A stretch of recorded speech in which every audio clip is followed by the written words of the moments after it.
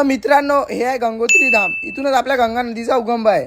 तर पोट्टी हो, जय श्रीराम. स्वागत आहे तुमचं आपल्या ट्रॅव्हल सिरीजमध्ये. सकाळी उठून मस्तपैकी तयार वगैरे झालो मी, चष्मा वगैरे घातला, त्यानंतर नाश्ता वगैरे केला पोहेचा, त्यानंतर चहा वगैरे पेलो आणि बसमध्ये बसून निघालो गंगोत्री धाम जाण्यासाठी. रस्त्याने इतके सुंदर नजारे, पहाड पाहत पाहत ट्रॅफिकमध्ये 2-3 घंटे उभं राहिल्यानंतर शेवटी पोहोचलो आम्ही गंगोत्री धाम.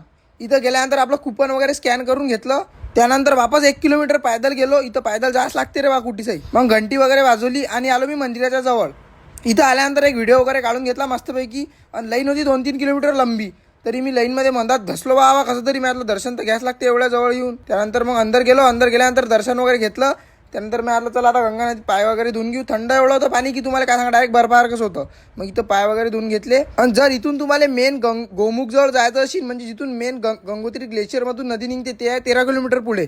मग वापस जाता आता मला इच्छा मार्केटमध्ये इच्छी टोपी दिसली, फेमस गडवालची टोपी. ते टोपी घालून पाहिली. सांगा बरं कमेंटमध्ये कशी दिसते. तर आपल्याला टोपी आहे 2-3 वेळा घालून पाहिली मी, कोणती चांगली दिसते कोणती खराब.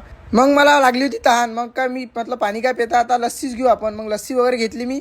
लस्सी वगैरे पेली मस्तपैकी.